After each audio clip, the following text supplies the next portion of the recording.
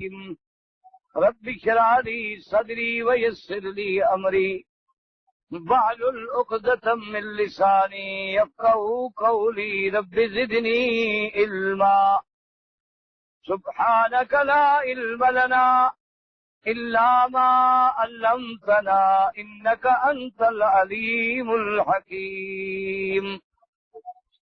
برادران اسلام، واجب الاحترام بزرگوں، دوستوں اور بھائیوں، اللہ تبارک و تعالی کے کلام مقدس سے ایک آیت تلاوت کی ہے اور حضور پاک سرکار دو عالم صلی اللہ علیہ وسلم کی ایک حدیث تلاوت کی ہے۔ دعا فرمائیں کہ اللہ تبارک و تعالی اس عاجز کو مال اہل والعیال صحت عافیت کاملہ دائمہ اور حق بات بیان کرنے کی توفیق عطا فرمائیں۔ پروردگار عالم تمام آنے والوں کی حاضری، حج، عبادت، زیارت منظور و مقبول فرمائیں۔ ایام گزرتے ہوئے، وقت گزرتے ہوئے کوئی دیر نہیں لگتی۔ آپ سب لوگ الحمدللہ حج کی انتظار میں تھے، کوئی رمضان المبارک سے انتظار میں تھا، اور دن آئے اور گزر گئے اور پتہ بھی نہیں چلا کہ کتنی دیر لگی ہے۔ یہ علامات قیامت میں سے ہے۔ سرکار دو عالم حبیب کبریا سیدنا محمد مصطفیٰ صلی اللہ علیہ وسلم کا فرمان ہے کہ قیامت کی نشانیوں میں ایک نشانی یہ بھی ہے کہ وقت ایسے گزرے گا کہ سمجھ بھی نہیں آئے گا۔ سال ایسے گزر جائے گا جیسے مہینہ گزرتا ہے، اور مہینہ ایسے گزرے گا جیسے ایک ہفتہ گزرا ہے، اور ایک ہفتہ ایسے گزرے گا جیسے ایک دن گزرا ہے، اور ایک دن ایسے گزرے گا جیسے ایک گھڑی گزر جاتی ہے۔ اور آپ نے فرمایا وہ ایک گھڑی ایسے گزرے گی کہ ذرۃ من النار، جیسے کسی کاغذ کو آگ لگے اور بجھ جائے، اتنی دیر میں وہ گھڑیاں بھی گزر جائیں گی۔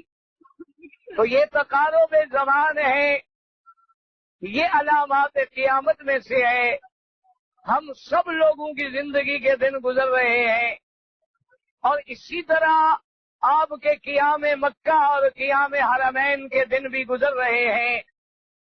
جس دن آپ جائیں گے احساس بھی نہیں ہوگا، لہذا خدا کے لیے اپنے اوقات کو ضائع نہ کریں، اپنے گھروں میں باتیں کرنے میں، بازاریں پھرنے میں، راستوں میں بیٹھنے میں وقت کو نہ گزاریں، بلکہ زیادہ سے زیادہ وقت حرم میں گزاریں، اللہ کے ذکر میں گزاریں، اور ہر بندہ کوشش کرے کہ اللہ کے گھر میں قرآن کا ختم ہو جائے، کیونکہ قرآن اسی سرزمین پہ اترا ہے، اسی اللہ تبارک و تعالیٰ کے شعر میں اترا ہے، اسی مکہ مبارکہ میں اترا ہے، اور یہیں سے قرآن کا پیغام جو ہے وہ پورے عالم کو پہنچا ہے۔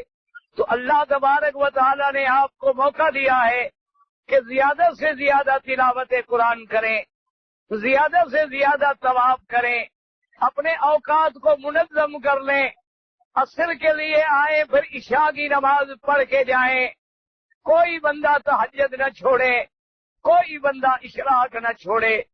اب دیکھیں، ہم جائیں احرام باندھیں، ہم جا کے عمرہ کریں، طواف کریں، صفا مروہ دوڑیں، بال کٹائیں، کتنی محنت ہوتی ہے، لیکن میرے آقا کا فرمان ہے کہ صبح کی نماز پڑھنے کے بعد اپنی اسی جگہ پہ بیٹھا رہے اور کوئی دنیا کی بات نہ کرے، بلکہ اللہ کے ذکر میں مشغول ہو جائے، تلاوت قرآن میں مشغول ہو جائے، سبحان اللہ والحمدللہ میں مشغول ہو جائے، یا خاموش ہو کے بیٹھا رہے، اور جب سورج نکل آئے اور اوپر چڑھ جائے، کیا مانا جیسے آج کل 6 بج کے تقریباً 28 پہ سورج نکلتا ہے، اس کے بعد 15 منٹ اور ملا لیں تاکہ سورج جو ہے وہ قدر رمحن ایک نیزے کے برابر آگے آ جائے، تو پھر اشراق کی نماز کا وقت ہو جاتا ہے، اور 2 رکعتیں کر کے 4 رکعت پڑھ لیں، حضور پاک نے فرمایا کہ جو بندہ صبح کی نماز کے بعد مسجد میں بیٹھا ہے اور اشراق پڑھ کے نکلا ہے، اللہ اس کو ایک عمرہ مقبولہ کا ثواب عطا فرماتے ہیں۔ یعنی آپ نے کوئی محنت بھی نہ کی اور ایک عمرے کا ثواب، اور عمرہ بھی وہ جو اللہ کے ہاں قبول ہو چکا ہو۔ اس عمرے کا تو ہمیں پتہ ہی نہیں قبول ہوگا کہ نہیں ہوگا، لیکن اس کے قبول ہونے کا تو اللہ کے نبی نے فرمایا ہے۔ لہذا حجاج کرام خدا کے لیے اپنے حرم کے وقت کو ضائع نہ کریں۔ آپ لوگ آرام سے عشاء کے بعد، حضور پاک کی سنت ہے اور میرے محبوب کا فرمان ہے کہ عشاء کی نماز کے بعد بلا وجہ باتیں کرنا جو ہے شریعت میں حرام ہے۔ کوئی بندہ اپنی گھر والی سے بات کر سکتا ہے، کوئی عالم مطالعہ کر سکتا ہے، کوئی طالب کتاب پڑھ سکتا ہے، ورنہ بلا وجہ وقت ضائع نہ کریں۔ جلدی سے اپنا آرام سے سو جائیں اور ٹھیک 3:30 بجے اٹھ کے تہجد پڑھیں۔ وہ رحمت کی گھڑی ہوتی ہے۔ اللہ تبارک و تعالی عرش معلی سے آسمان دنیا میں تشریف لے آتے ہیں اور فرماتے ہیں کہ ہے کوئی مانگنے والا جس کو میں دے دوں، ہے کوئی بخشش طلب کرنے والا، ہے کوئی رزق مانگنے والا، ہے کوئی اولاد مانگنے والا۔ وہ رحمت کی گھڑی کا وقت ہے، وہ اللہ تبارک و تعالیٰ کے فیضان رحمت کا وقت ہے، وہ نزول رحمت کا وقت ہے اور اللہ کے نزول اجلال کا وقت ہے۔ ہر بندہ کوشش کرے کہ 8 رکعت تہجد پڑھے، یعنی 4 رکعتیں کر کے۔ یاد رکھو کہ رات کی نماز 4 رکعتیں ملا کے پڑھو تو زیادہ ثواب ہے، اور اگر دن کی نماز ہے 2 رکعتیں کر کے پڑھو تو زیادہ ثواب ہے۔ یعنی آپ نے ظہر کی سنتیں پڑھنی ہیں، 4 سنتیں پڑھنی ہیں، اگر 2 رکعت پڑھیں تو زیادہ افضل ہے، اور رات کی تہجد کے لیے 4 رکعت پڑھیں تو زیادہ افضل ہے، کیونکہ صحیح حدیث مبارک میں ہے جس کی راویہ سیدہ عائشہ ہے، صدیقہ بنت صدیق ہے رضی اللہ تعالی عنہا۔ بی بی فرماتی ہیں کہ حضور آپ 8 رکعت تہجد پڑھتے تھے، اور فرمایا میرے بیٹے فلا تسأل عن حسنہن و طولہن، میرے مدنی کی نماز کا کیا پوچھتے ہو؟ وہ کتنی لمبی نماز ہوتی تھی، وہ کتنی جمال والی نماز ہوتی تھی کہ کبھی کبھی میرے پاک نبی نے سورت بقرہ سے لے کر سورت انعام تک 1 رکعت میں پڑھا ہے۔ یعنی آپ اندازہ کریں تہجد کا معنی یہ نہیں کہ آپ ٹکرے ماریں، تہجد کا معنی یہ نہیں کہ اللہ اکبر بس نام لکھوانا ہے، اس کے بجائے 2 رکعت پڑھیں تو زیادہ افضل ہے۔ آرام سے پڑھیں، سکون سے پڑھیں، تسبیحات زیادہ کہیں، رکوع میں زیادہ کھڑے ہوں، اس کے بعد سجدے میں زیادہ وقت گزاریں۔ اور جن بندوں کو تہجد میں اٹھنے کا یقین نہ ہو، وہ عشاء کی نماز کے بعد جب گھر جائیں، کھانا وانا کھا لیں، سونے کا وقت آئے وضو کر کے پڑھ لیں، یہ بھی تہجد ہوتی ہے۔ تہجد کے لیے ضروری نہیں ہے کہ آپ نیند کر کے اٹھیں، تہجد کے لیے سونا ضروری نہیں ہے۔ عشاء کی نماز کے بعد جو بھی آپ نفل پڑھیں گے وہ تہجد شمار ہوگی، چاہے آپ پہلے پڑھ لیں یا بعد میں پڑھ لیں، لیکن افضل یہ ہے کہ رات کے آخری حصے میں پڑھیں۔ اور اسی طرح حجاج کرام جن کو اللہ تبارک و تعالی تہجد پڑھنے کی توفیق دے، وہ وتر نہ پڑھا کریں، وہ آخری رات میں پہلے تہجد پڑھیں، تہجد پڑھنے کے بعد وتر پڑھیں، وتر پڑھنے کے بعد کوئی نماز نہ پڑھیں حتیٰ کہ فجر کی اذان ہو جائے۔ اذان کے بعد 2 رکعت سنت پڑھیں، اس کے بعد کوئی نماز نہ پڑھیں، پھر فجر کی نماز پڑھیں، اور فجر کی نماز کے بعد بیٹھ کے اللہ کا ذکر کریں، قرآن کی تلاوت کریں۔ ہر آدمی اللہ تبارک و تعالی آپ کو بھی اور اللہ تبارک و تعالی مجھے بھی زیادہ سے زیادہ اپنے ذکر کی توفیق عطا فرمائے۔ اور اسی طرح میرے مدنی کا فرمان ہے، حضور پاک نے فرمایا اپنے صحابہ سے کہ جنت کا چٹیل میدان ہے، تم جتنا باغ لگانا چاہو لگا لو۔ صحابہ نے پوچھا حضور ہم کیسے جنت میں باغ لگائیں؟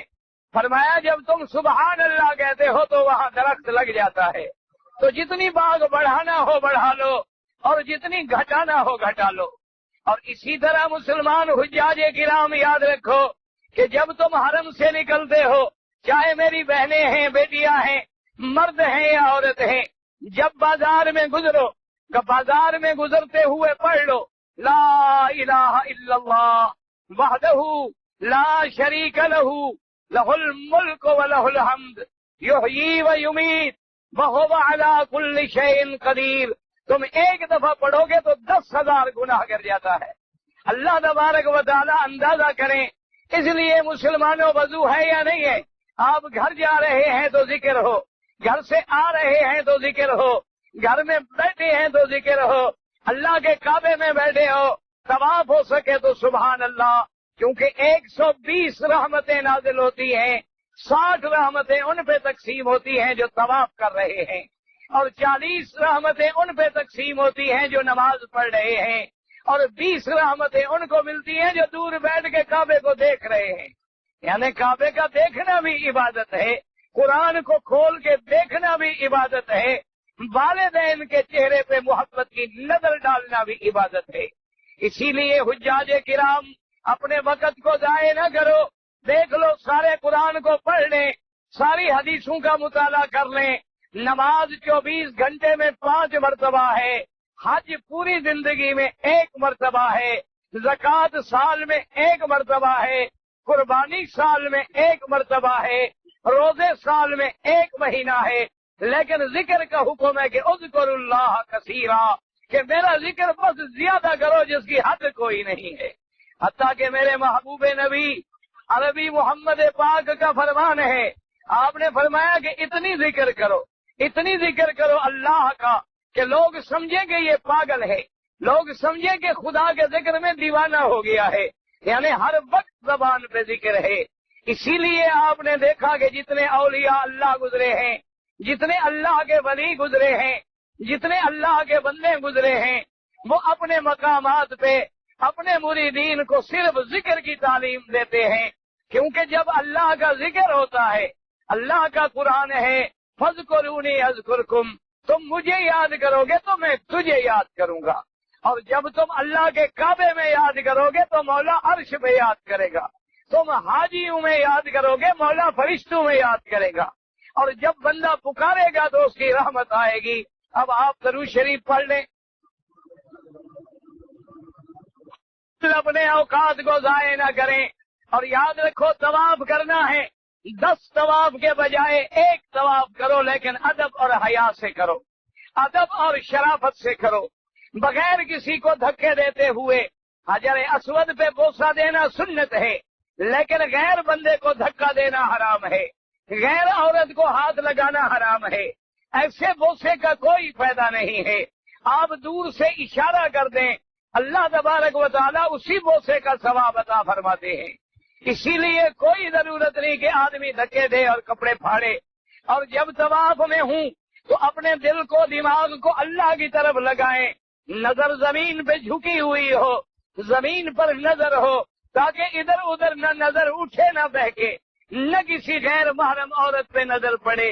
ایسے انداز میں چلیں اور دل میں غور کریں کہ یہ وہ مقام ہے جہاں اللہ کے نبی پھرے ہیں، یہ وہ مقام ہے جہاں ہمارے آقا محمد مدنی پھرے ہیں۔ ہم کتنے خوش نصیب ہیں کہ آج انہی قدموں پہ ہم پھر رہے ہیں، آج انہی مقامات پہ ہم چکر لگا رہے ہیں۔ اور جب حجر اسود کے سامنے آئے تو بسم اللہ اللہ اکبر، اگر چلتے ہوئے بھی بسم اللہ اللہ اکبر کہہ دیں تو کافی ہے۔ وہاں دیوار بن کے کھڑے نہ ہو جائیں، وہاں رکاوٹ کا ذریعہ نہ بنے۔ مقام ابراہیم کے پیچھے جہاں تک مرضی آئے نفل پڑھیں، حتیم میں مرضی آئے نفل پڑھیں، سارے اللہ کے حرم میں نماز پڑھیں۔ اسی طرح میری بہنیں اور بیٹیاں اگر گھر میں نماز پڑھیں تو حرم سے بھی زیادہ ثواب ملے گا، اور اگر حرم میں آئیں تو دور بیٹھیں، مردوں کے آگے نہ آئیں، مردوں سے کندھا نہ ملائیں، مردوں کے برابر نہ بیٹھیں، ایک دوسرے کو نہ دیکھیں کہ فلاں حاجی ایسا کرتا ہے۔ دین محمد عربی کا ہے، حاجی کا نہیں ہے۔ دین محمد رسول اللہ کا ہے، مکے والوں کا نہیں ہے۔ دین ہم نے اللہ کے نبی کا سیکھا ہے، وہ نہ کسی عربی کا ہے نہ کسی اجمی کا ہے۔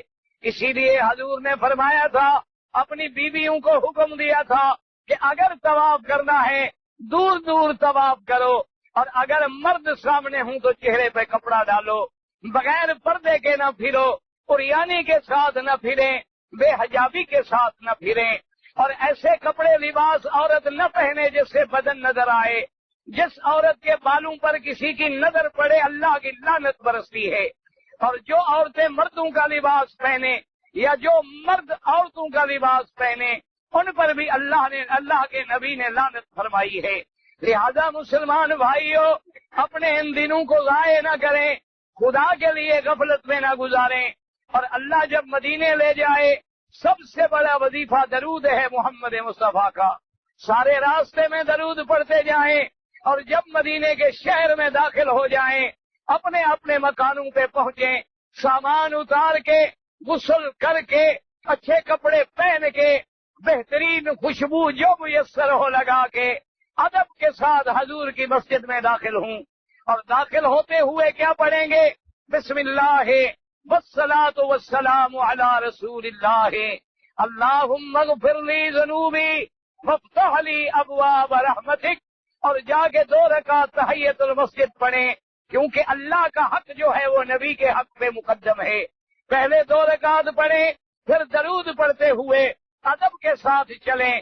علماء نے لکھا ہے کہ ایسے پاؤں اٹھائیں کہ تیرے پاؤں کی بھی آواز پیدا نہ ہو، اور اتنے خشوع کے ساتھ، خضوع کے ساتھ، ادب کے ساتھ سرکار دو جہاں کے روضے پہ جائیں، اور ایسے تصور ہو کہ گویا آج اگر میرا مدنی سامنے ہوتے تو میں کیسے حاضر ہوتا، میں کس ادب کے ساتھ حاضر ہوتا۔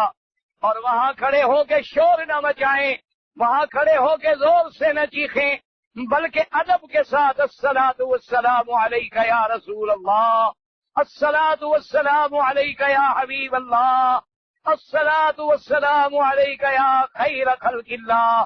تو زیادہ ٹھہرنے کی ضرورت نہیں ہوتی۔ اس کے بعد سیدنا صدیق پہ سلام پڑھیں، سیدنا عمر پہ سلام پڑھیں، ان کے سلام پڑھنے کے بعد کعبے کی طرف رخ کر لیں اور دعا صرف اللہ سے مانگیں۔ یہی سبق پڑھایا ہے ہمیں حبیب کبریا نے۔ اور جتنے دن اللہ مدینے میں نصیب کرے جنت البقیع الغرقد پہ جائیں، کیونکہ جنت البقیع میں سیدنا عثمان ہیں، جنت البقیع میں میرے مدنی کی اکثر بیویاں ازواج مطہرات ہیں، جنت البقیع میں میرے مدنی کی بیٹیاں ہیں، جنت البقیع میں میرے مدنی کا بیٹے دفن ہیں، جنت البقیع میں صحابہ رضوان اللہ علیہم اجمعین ہیں، جنت البقیع کے بعد شہداء احد ہیں، کیونکہ میرے آقا سب سے پہلے آپ تشریف لے جاتے تھے۔ اور اسی طرح جتنے دن مدینے میں رہنے کا موقع ملے، اگر صبح کی نماز کے بعد اللہ توفیق دے تو مسجد قباء میں جا کے 4 رکعت پڑھیں یا 2 رکعت پڑھیں تو پورے ایک عمرے کا ثواب ملتا ہے۔ یعنی آپ اندازہ کریں اللہ نے یہاں بھی عمرہ رکھ لیا اور مدینے میں بھی عمرے کے ثواب کا انتظام فرما دیا۔ اور جتنے دن مدینے میں رہیں، گلی میں چلتے ہوئے، بیٹھتے ہوئے، اٹھتے ہوئے، سب سے افضل درود ہے جو نماز میں پڑھتے ہو۔ اگر وہ یاد نہ ہو تو جو تمہیں درود آتا ہے وہ درود پڑھا کریں۔ ہر وقت زبان پہ درود ہو، اللہ تعالی کا ذکر ہو، ایک ایک لمحہ تمہارا ضائع نہ ہو جائے۔ اور اسی طرح سفر میں مدینہ جاتے ہوئے، جدہ جاتے ہوئے، اپنے ملک میں جاتے ہوئے نماز جماعت کے بغیر نہ پڑھیں، جماعت کے بغیر نمازیں ادا نہ کریں، بالکل جماعت میں حاضر ہوں، کیونکہ بعض علماء کا فتویٰ ہے، حضور پاک کی حدیث ہے کہ اگر مسجد قریب ہے اور آدمی جماعت چھوڑ دیتا ہے تو ایک حدیث میں ہے کہ لا صلاۃ لجار المسجد الا فی المسجد، کہ مسجد کے ہمسائے کی نماز مسجد کے بغیر ادا بھی نہیں ہوتی۔ اللہ تعالیٰ سے دعا کرو اللہ ہمیں بھی، ہماری اولادوں کو، ہر مسلمان کی اولادوں کو نمازی بنائے۔ اللہ تبارک و تعالیٰ سب کو دین کا داعی بنائے۔ حجاج کرام، تمہارے گھر جو ہیں وہ دولت سے اور کاروں سے آباد نہیں ہوتے، تمہارے گھر جو ہیں وہ باہر کے سامان اور پردوں سے آباد نہیں ہوتے۔ میرے نبی کا فرمان ہے کہ جس گھر میں نماز نہ پڑھی جائے وہ برباد ہے۔ لہذا اپنے گھروں کو برباد نہ کریں، اپنے گھروں کو نمازوں سے آباد کریں، اپنے گھروں میں اللہ کا ذکر رکھیں۔ جب باپ پڑھے گا تو بیٹے پڑھیں گے، جب کارخانے کا مالک پڑھے گا تو مزدور پڑھیں گے، جب افسر پڑھے گا تو ماتحت پڑھیں گے، جب بڑا پڑھے گا تو چھوٹے پڑھیں گے۔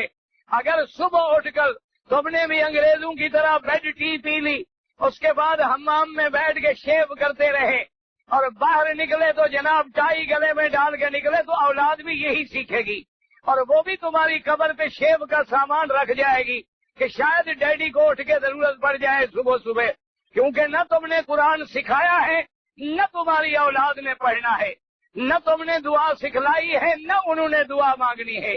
جو تربیت دو گے وہی کل تمہارے پیش آئے گی۔ اس لیے خدا کے لیے اور ایک بات یاد رکھ لیں، کوئی حاجی طواف الوداع کے بغیر نہ جائے۔ طواف الوداع جو ہے وہ ہر آنے والے حاجی پہ واجب ہے۔ مکے والوں پہ طواف وداع نہیں ہوتا، جدے والوں پہ طواف وداع نہیں ہوتا۔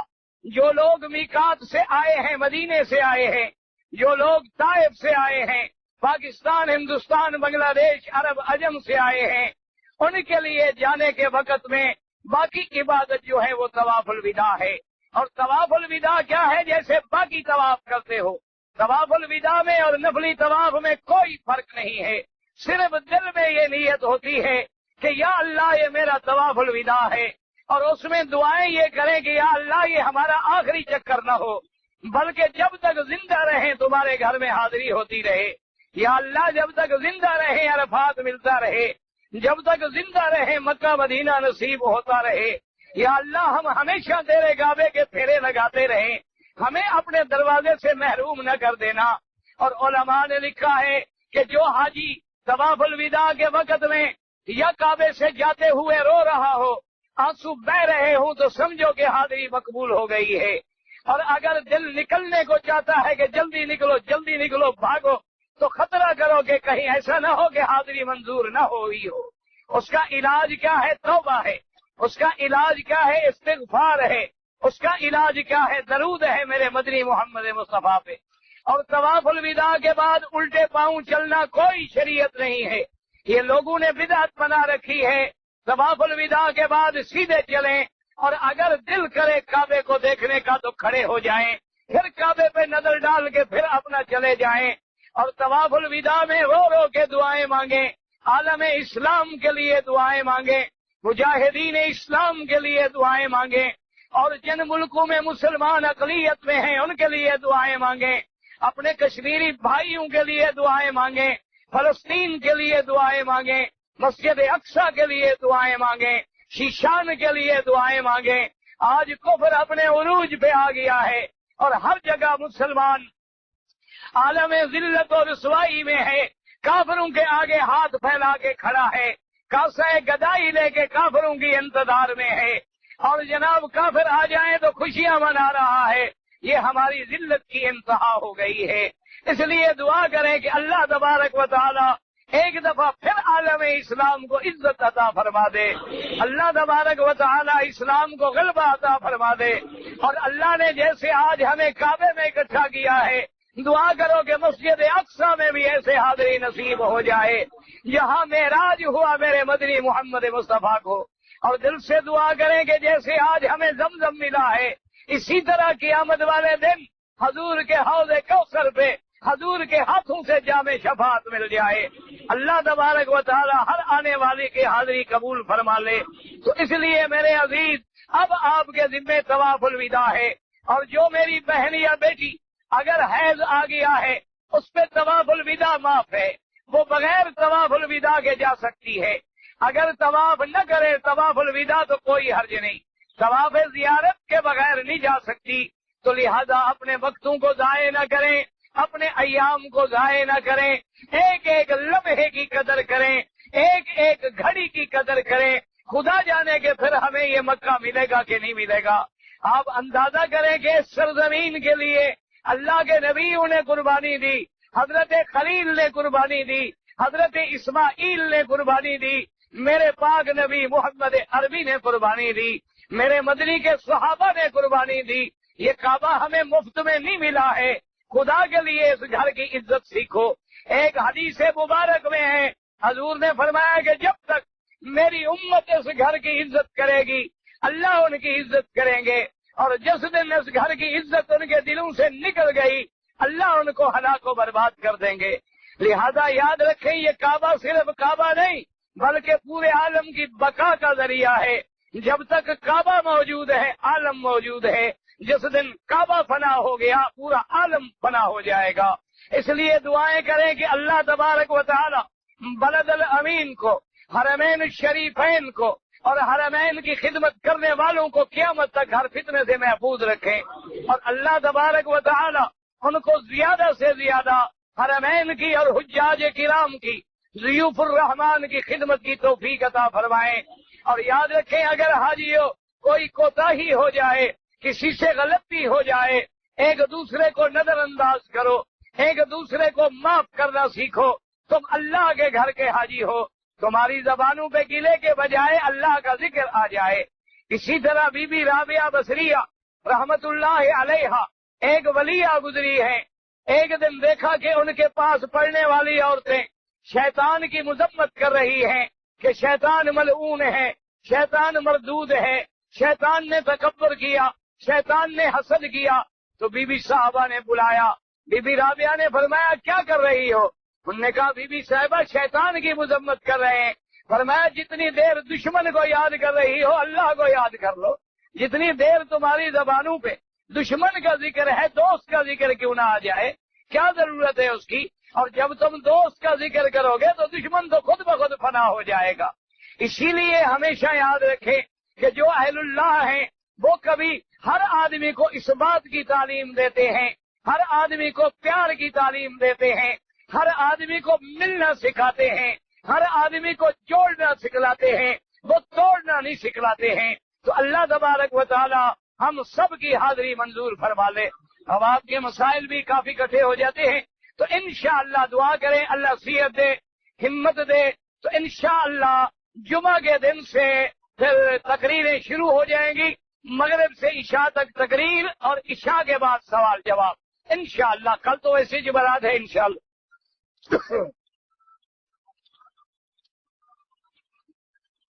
عرفات کے میدان میں ایک موٹا مسئلہ یاد رکھو، احرام باندھنے کے بعد مینا میں، عرفات میں، مزدلفہ میں کسی بھی حال میں اگر چوٹ لگ جائے، خون بہ جائے، کوئی جرمانہ نہیں ہے۔ سمجھ آ گئی بات؟ بھائی چوٹ بھی تمہیں لگی، خون بھی تمہارا بہ جائے، اللہ جرمانہ بھی تم پہ کرے، کوئی عقل کی بات ہے؟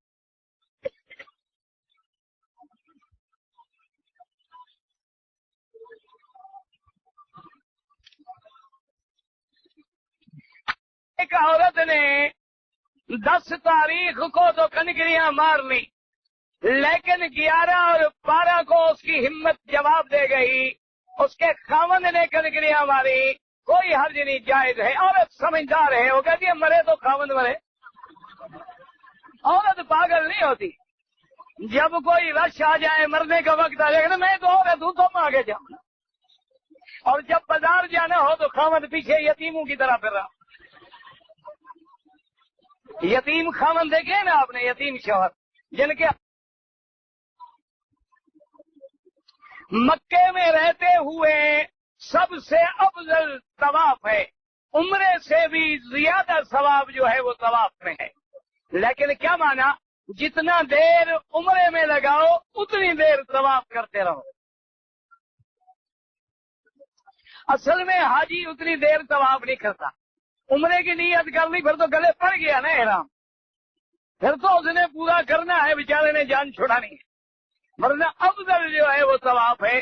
عمرے کے لیے باہر نکلیں گے، طواف کے لیے کعبے کے اندر رہیں گے۔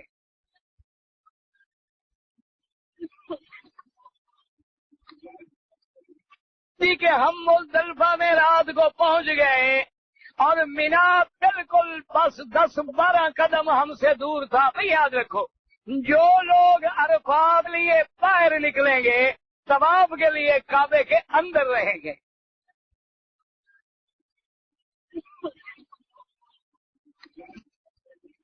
ٹھیک ہے، ہم مزدلفہ میں رات کو پہنچ گئے اور مینا بالکل بس 10-12 قدم ہم سے دور تھا۔ بھئی یاد رکھو، جو لوگ عرفات سے مزدلفہ کی نیت سے نکلے، مزدلفہ میں پہنچ گئے، نہیں پہنچے، راستے میں بھول گئے، مینا میں آ گئے، سب کا اللہ قبول کرے، وہ جانتے نہیں تو کیا کرے غریب، وہ تو مزدلفہ کی نیت سے نکلے ہیں، وہ کہاں جائیں؟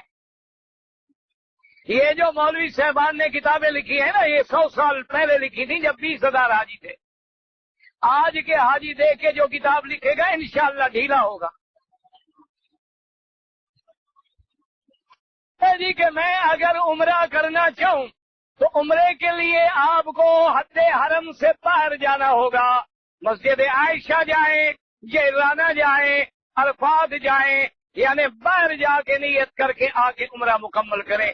والد کے لیے، والد جس کے لیے چاہے کرے، لیکن یاد رکھو اگر کسی بندے نے اپنے والدین کے لیے کرنا ہے تو سب سے زیادہ حق جو ہے وہ ماں کا ہے، پہلے اپنی والدہ کا کرے اور بعد میں اپنے والد کا کرے۔ وہ پھاڑ دیا کرو بھائی۔ کہتے ہیں جی ہمارے گاؤں میں ایک مرد اور عورت نے ایک عورت کا دودھ پیا ہے اکٹھے، اور اب جب دودھ پیا تو وہ آپس میں کیا بن جائیں گے؟ رضائی بہن بھائی، ان کا نکاح حرام ہے۔ اگر نکاح ہو گیا، بچے بھی ہو گئے، تب بھی حرام ہے، اس لیے ان کو فوراً نکاح ختم کرنا چاہیے۔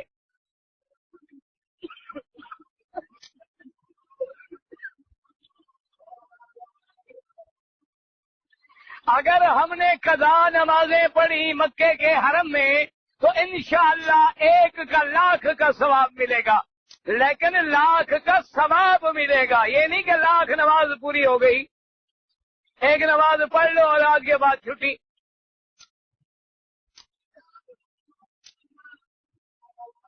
اگر کوئی انسان اپنی زندگی سے تنگ آ کے خودکشی کرتا ہے وہ حرام موت ہے، یعنی اس کو اللہ کے فیصلے پر اعتبار نہیں ہے، اور حدیث میں ہے کہ جیسے وہ خودکشی کرے گا وہی سزا اس کو قیامت تک ملتی رہے گی۔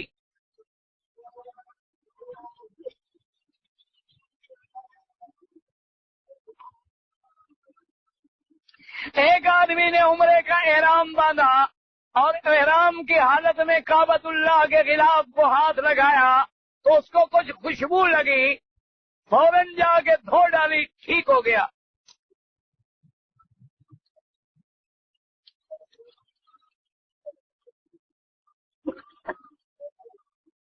حج کے دوران میں میری بیوی نے بڑی احتیاط کی، لیکن مسح کرتے ہوئے کوئی بال ہاتھ میں آ جائے کچھ بھی نہیں ہوتا، کوئی جرمانہ نہیں۔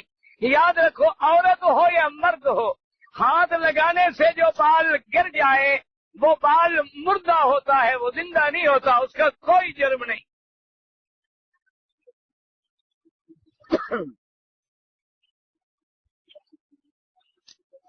کہتا ہے جی طواف زیارت کی نیت سے مینا سے مکے آئے، طواف کر لیا، لیکن اس وقت طواف زیارت نہیں کہا، نہ کہو کرنے کیا آئے تھے تم، دل میں نیت ہے، نہ کہو زبان سے۔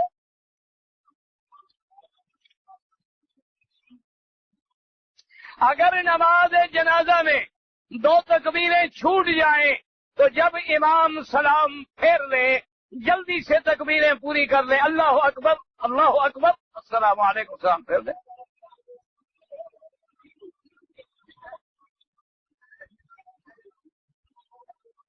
جو لوگ قسطوں پہ چیزیں بیچتے ہیں کہ نقد میں اتنی قیمت ہے اور قسطوں پہ اتنی قیمت ہے، وہ جائز ہے، کوئی منع نہیں۔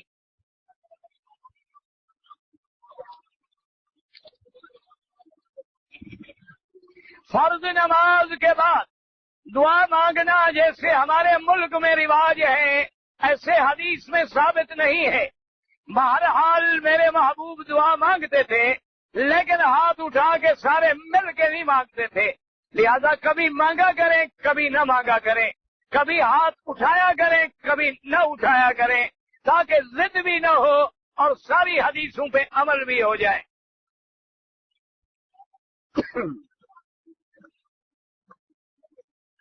کہتے ہیں جی ہمارے ملک میں، ہندوستان میں بعض مسجدوں میں نماز پڑھنے کے بعد کھڑے ہو کے حضور پہ صلاۃ و سلام پڑھتے ہیں، یہ بدعت ہے۔ اگر یہ دین ہوتا تو سب سے پہلے صدیق و عمر پڑھتے۔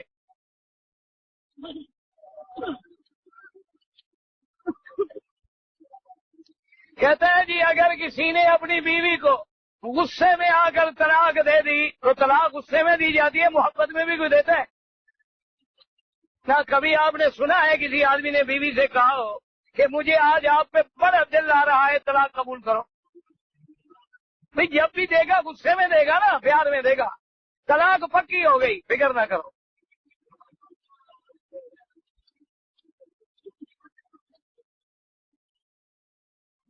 اگر گندم نہ پکی ہو، جب تک کوئی گندم ہے، باغ ہے، فصل ہے، اچھی طرح اس کا پھل ظاہر نہ ہو جائے، بیچنا جائز نہیں۔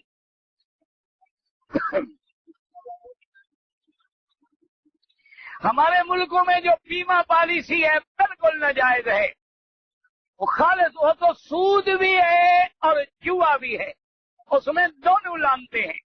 کیا مطلب سمجھو، مثلا میں نے 10 لاکھ کی پالیسی دی، ابھی میں نے 2 قسطیں جمع کرائی تھی، میں مر گیا تو وہ 10 لاکھ دیں گے کہ نہیں دیں گے؟ تو جوا لگ گیا کہ نہیں لگ گیا؟ اچھا اگر میں زندہ رہا تو وہ پیسے بمائے سود مجھے واپس کریں گے کہ نہیں کریں گے؟ تو سود بھی آ گیا، جوا بھی آ گیا، حرام ہونے میں کیا شبہ ہے؟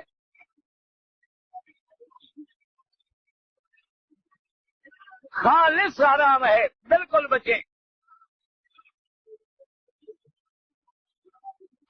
ملک سے باہر شادی کی ہے، میری 3 لڑکیاں بھی ہو گئی ہیں، لیکن اب مجھ سے بیوی طلاق مانگ رہی ہے، تو آپ کا کوئی بد اخلاقی ہوگی، اپنے اخلاق کو ٹھیک کریں۔ بہرحال جو عورت خامد سے ناجائز طلاق کا مطالبہ کرے اس پہ اللہ کی لعنت ہوتی ہے۔ اگر وہ واقعی تنگ ہے تو اس کو حق ہے طلاق مانگنے کا۔ میں احرام کی حالت میں میرے ناک سے بال گر گئے، ہاتھ لگانے سے کچھ بھی نہیں ہوتا۔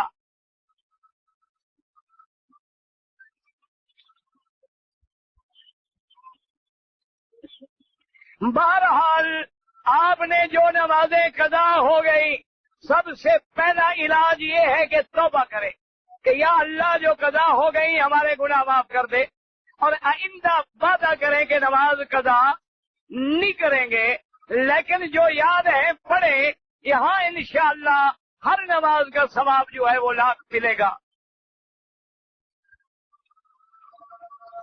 اور وطر بھی اگر چھوٹے ہیں تو پڑھنے ہوں گے۔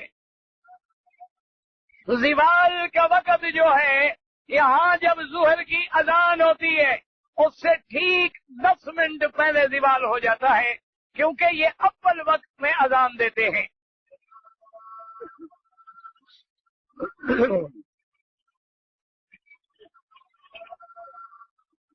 کہتا ہے جی کہ بعض لوگ جو ہیں وہ امام حرم کے پیچھے نماز نہیں پڑھتے، تو اس سے بڑی بدقسمتی کیا ہوگی؟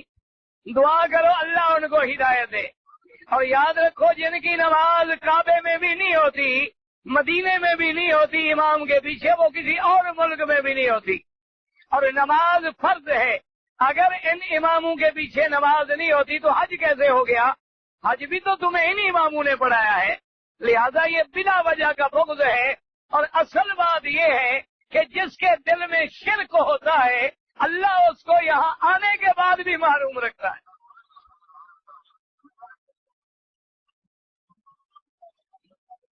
اور دعا کرو اللہ کسی کو محروم نہ کرے۔ بھئی وہ بھی تو ہمارے بھائی ہیں، کوئی دشمن تو نہیں ہے نا۔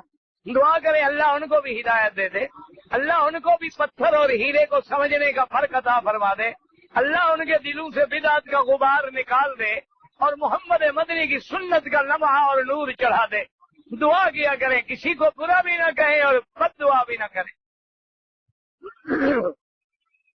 ایک آدمی نے 10 تاریخ کو کنکریاں ماری، لیکن اس کو شک ہو گیا کہ میری کنکریاں ٹھیک لگی ہے یا نہیں لگی، اس نے قربانی کر دی، بعد میں جا کر دوبارہ کنکریاں مار دی، ٹھیک ہو گیا، کوئی حرج نہیں۔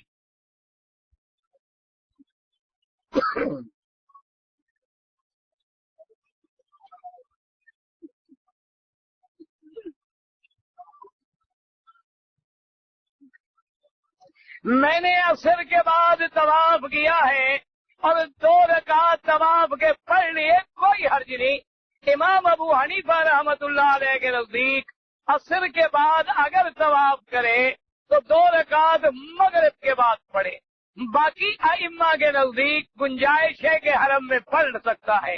اگر پڑھ لیے ہیں تو الحمدللہ، اتنی بڑے جھگڑے نہ کریں. یہ اعلیٰ اولا کی باتیں ہیں، یہ کوئی حلال حرام کا مسئلہ نہیں ہے.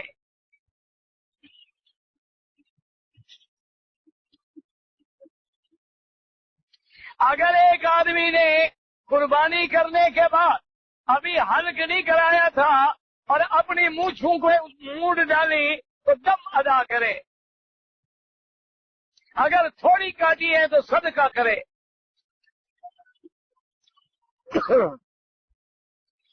مسجد حرام میں اگر کوئی مستحق غریب نظر آ جائے تو اس کو خیرات ہم دے سکتے ہیں، بالکل دے سکتے ہیں.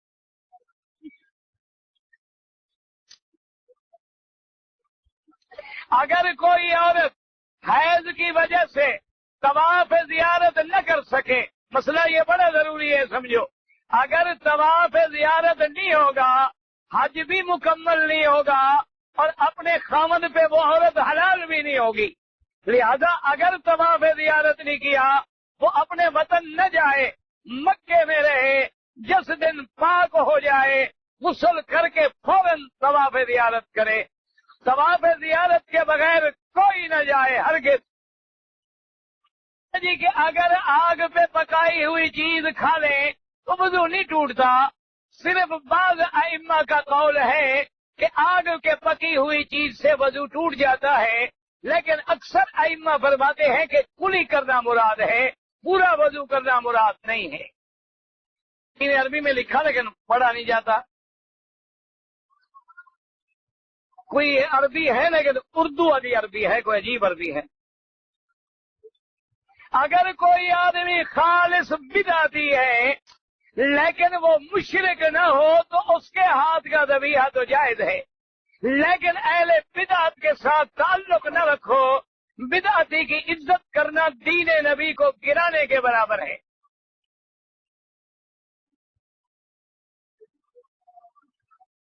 کہتے ہیں جی جو آدمی بدعت والے ہیں کوئی اہل کتاب الگ ہے. اہل کتاب وہ ہیں جو قرآن کو نہیں مانتے، اپنی کتاب تورات و انجیل کو مانتے ہیں. یہ بدعتی ہے لیکن قرآن کو تو مانتا ہے نا. اور جو بدعتی ہے اس کے پیچھے نماز نہ پڑھے. مونچھیں جو ہے ان کے کٹوانے کا حکم ہے. حضور نے فرمایا مونچھیں کٹاؤ اور داڑھی بڑھاؤ. لہذا بعض علماء فرماتے ہیں کہ تھوڑی تھوڑی نظر آئے اور بعض علماء اس طرح پھیرنے کی بھی اجازت.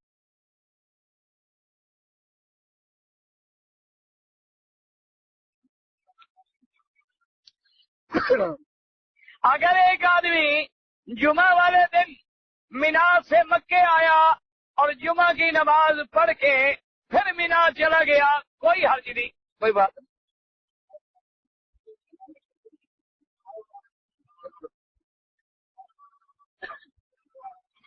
کہتا ہے جی کہ میں نے 10 ذی الحجہ کو مینا کے اندر کنکریاں ماری، اپنی اور بیوی کی قربانی میں نے خود ذبح کی. میری چادر جو تھی احرام والی خون سے بھر گئی، وہ چادر میں نے بدل لی، کوئی حرج نہیں، کوئی بات نہیں، کچھ بھی نہیں، کوئی جرمانہ نہیں. اور تم نے تو بہت ثواب کمایا کہ قربانی اپنی سنت کے مطابق خود ذبح کی.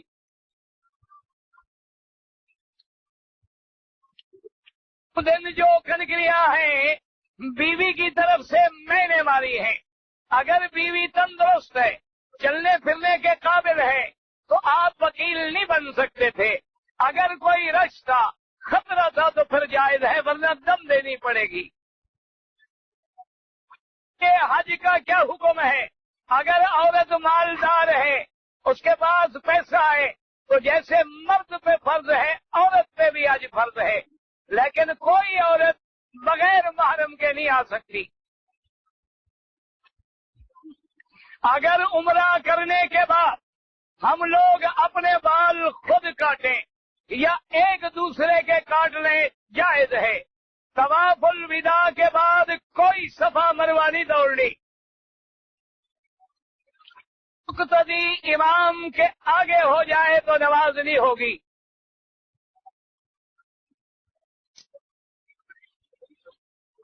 شریف میں عورتیں آ کے قریب کھڑی ہو جاتی ہیں. اللہ ہدایت دے، دعا بھی کریں اور ان کو مسئلہ بھی سمجھائیں کہ مردوں کے آگے کھڑی نہ ہوں، نہ مردوں کے برابر کھڑی ہوں. البتہ جو مجبوری ہے اللہ نوازے قبول کرے. گھر سے نکلنے کے بعد حنفی مسلک میں 48 میل شرعی ہو تو سفر شروع ہو جاتا ہے. بعض ائمہ کے نزدیک 7 میل بھی سفر ہے.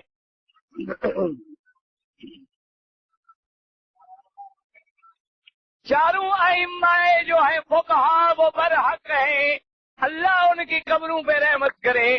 ہم نے جس جس امام کی فقہ پڑھی ہے اسی سے مسئلہ لے لیتے ہیں. جس ملک میں شافعی فقہ تھی وہ امام شافعی سے لیتے ہیں، جہاں حنفی فقہ تھی وہ امام ابو حنیفہ سے لیتے ہیں، اور تمام امام جو ہیں وہ تابع ہیں محمد رسول اللہ کے. اگر رش ہو گیا تیسرے دن ہم نے عورتوں کی کنکریاں مکیل بن کے خود ماری، ٹھیک ہے.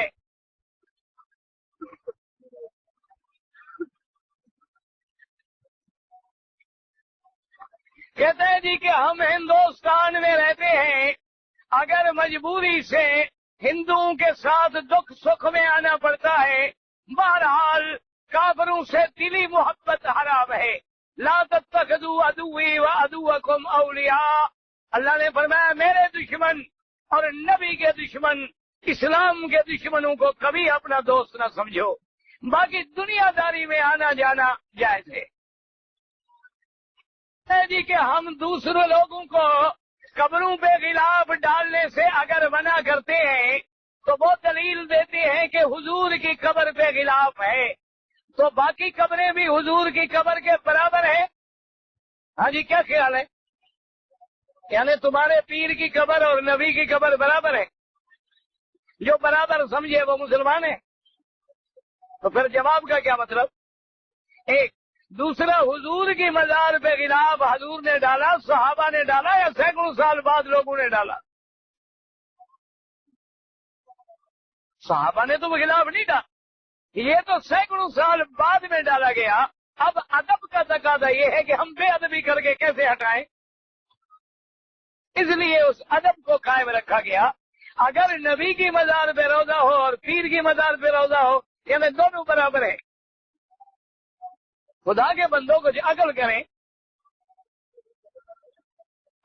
کوئی آدمی ظہر یا عصر کی فرض نمازوں سے پہلے سنتوں کی نیت باندھ چکا ہے اور فرض نماز کھڑی ہو جائے، اگر یقین ہے کہ میں جلدی جلدی پورا کر کے آرام سے مل سکتا ہوں تو پورا کر لے، ورنہ نفل نماز تحیت المسجد توڑ دے اور جماعت میں مل جائے، بعد میں اپنی 2 رکعت پڑھ لے. طواف میں اور صفا مروہ دوڑنے میں مجھے کوئی دعا یاد نہ ہو اور میں نے کوئی دعا نہ پڑھی ہے، طواف چکروں کا نام ہے، صفا دوڑنے کا نام ہے، کسی وظیفے کا نام نہیں ہے. پاکستان جب ہم جائیں گے تو ہوائی جہاز میں نماز ہو سکتی ہے. یہ ضروری نہیں کہ آپ قبلے کی طرف پشت کریں، بلکہ کیپٹن سے پوچھ کے کعبے کی طرف رخ کر کے نماز پڑھیں. پڑھنا چاہے تو جگہ بھی ہوتی ہے اور نماز بھی ہو سکتی ہے. اگر نہ پڑھنا چاہے تو کچھ نہیں ہوتا. الحمدللہ ہم ہمیشہ جہازوں میں نمازیں پڑھتے ہیں اور کبھی کوئی منع بھی نہیں کرتا، بلکہ جگہ بھی دیتے ہیں اور کعبے کا رخ بھی بتلاتے ہیں. وہ پابند ہیں، کیپٹن سے پوچھیں. بلکہ سعودی ایئر لائن میں تو باقاعدہ لگا ہوا ہے قبلہ نما، وہ باقاعدہ ہر 10 منٹ کے بعد قبلے کا رخ بتلاتا ہے. اور انہوں نے تو اب الحمدللہ جتنی سعودی جہاز ہے جہازوں کے اندر مسجد بنا دی ہے، آپ باقاعدہ جماعت سے نماز پڑھ سکتے ہیں. ہم مولویوں کے لیے تو انہوں نے بڑا بھلے کا کام کیا. سچی بات، ایک تو مسجد ہے جماعت ہو جاتی ہے، دوسرا ہمیں فائدہ یہ ہوتا ہے کہ نماز کا وقت نہ ہو جا کے سو گئے.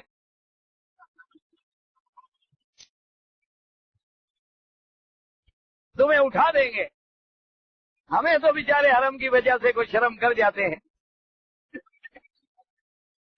انہیں عرفات کے دن روزہ رکھا، آپ نے غلطی کی.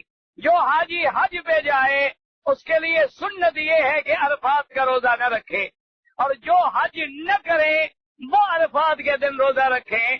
1 سال پہلے کے 1 سال بعد کے گناہ معاف ہو جاتے ہیں.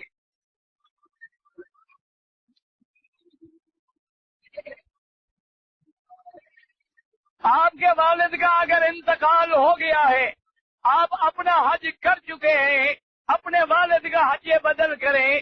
جو اولاد اپنے والد یا والدہ کے لیے حج کریں اللہ اس کو 10 حج کا ثواب دیتے ہیں.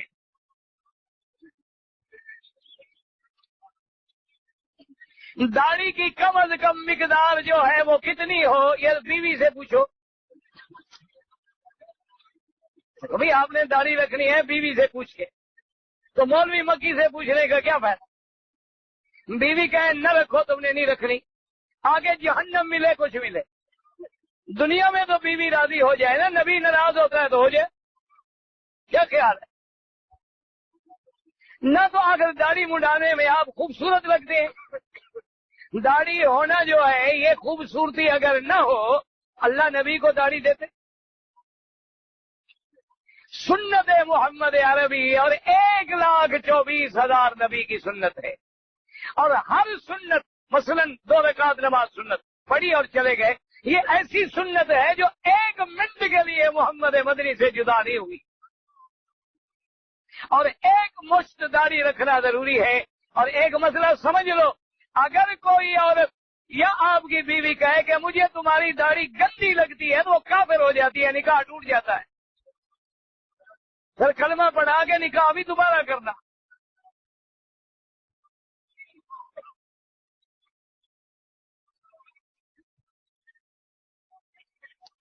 جب حضور غزوہ تبوک سے واپس آئے 1 رکعت آپ نے عبد الرحمن ابن عوف کے پیچھے پڑھی ہے، صحابی کے.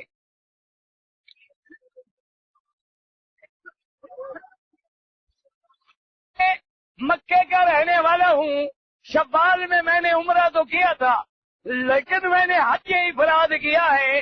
بہرحال آپ کو دم ایک دینی پڑے گی بکری. ہم عرفات سے واپس آئے، شیطان کو کنکریاں مارنے کے لیے.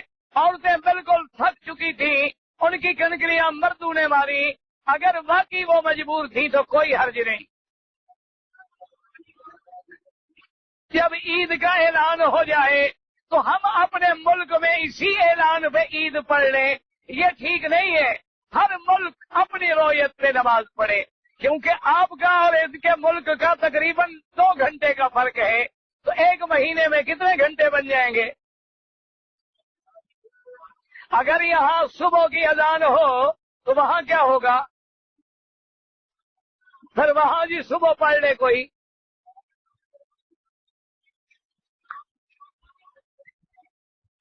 حد حرم سے باہر جانا ہوگا.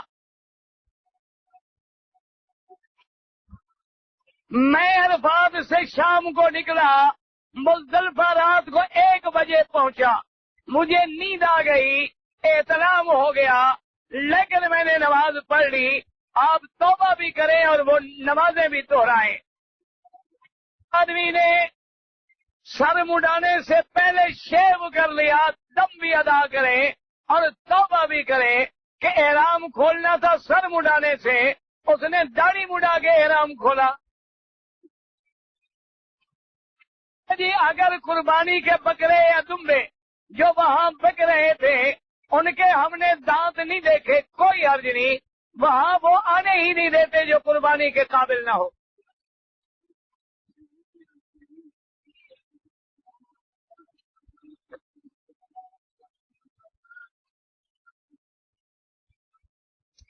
آپ کے نے اور آپ کی بیوی نے کنکریاں ماری لیکن پاؤں پھسل گیا، عورت گرنے والی تھی. بڑی مشکل سے میں نے اس کو نکال کے باقی کنکریاں اس کی میں نے ماری، ٹھیک ہو گیا، کوئی حرج نہیں۔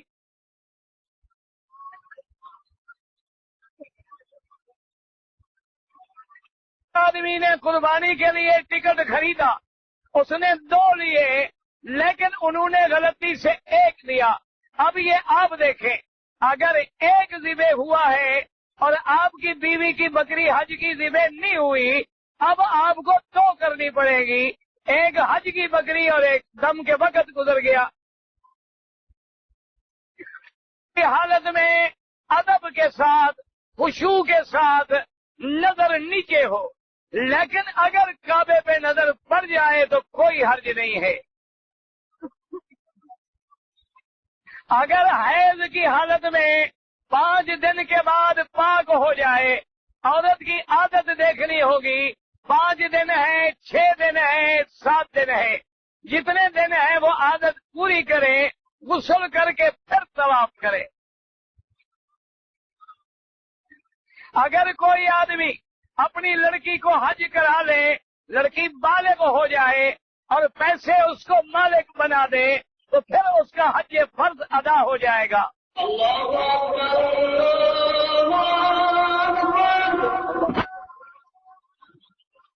میرے بھائی موت